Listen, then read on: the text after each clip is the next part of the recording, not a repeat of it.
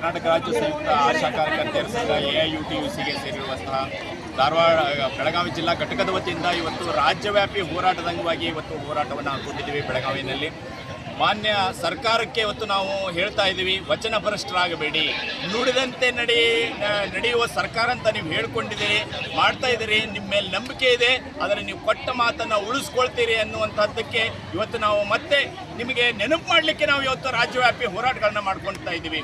ಜನವರಿ ತಿಂಗಳಲ್ಲಿ ಮಾನ್ಯ CM ಸಾಹೇಬರು ಅಲ್ಲಿ 10,000 ಆಶಾ ಕಾರ್ಯಕರ್ತೆಯರಿಗೆ ಗ್ಯಾರಂಟಿ ಅಂತ ಹೇಳಿದರು. ಅದು ದುಡಿದ ಹಣ, ನಾವೇನು ಹೆಚ್ಚಿಗೆ ಹಣ ಕೇಳಿರಲಿಲ್ಲ, ವೇತನ ಹೆಚ್ಚಿಗೆ ಮಾಡ್ರಿ ಅಂತ ಕೇಳಿರಲಿಲ್ಲ. ಆದರೆ ನಾವು ಕೇಳಿದ್ದು ದುಡಿದ ಹಣ ಕೊಡ್ರಿ ಅಂತೇಳಿ ಅದನ್ನು 10,000 ರೂಪಾಯಿ ಗ್ಯಾರಂಟಿ ಅಂತ ಹೇಳಿದ್ರಿ ಏಪ್ರಿಲ್ 1ನೇ ತಾರೀಕಿನಿಂದ. ಆದರೆ ಈವರೆಗೆ ಆದೇಶ ಆಗಿಲ್ಲ. ಅದು ಹಾಗೇನೆ ಬಜೆಟ್ ಪೂರ್ವದಲ್ಲಿ ಮುಖಂಡರೊಂದಿಗೆ ಸಭೆ ಕರಿತೀವಿ ಅಂತ ಹೇಳಿದ್ರು, ಆ ಸಭೆಯನ್ನು ಕೂಡ ಕರೆದಿಲ್ಲ. ಆದರೆ ಕೇವಲ 22,000 ಆಶಾ ಕಾರ್ಯಕರ್ತೆಯರಿಗೆ 1,000 ಏನು ತಂಡ ಆಧಾರಿತ ಇನ್ಸೆಂಟಿವ್ ಅನ್ನು ನೀವೇ ಘೋಷಣೆ ಮಾಡಿದ್ರಿ.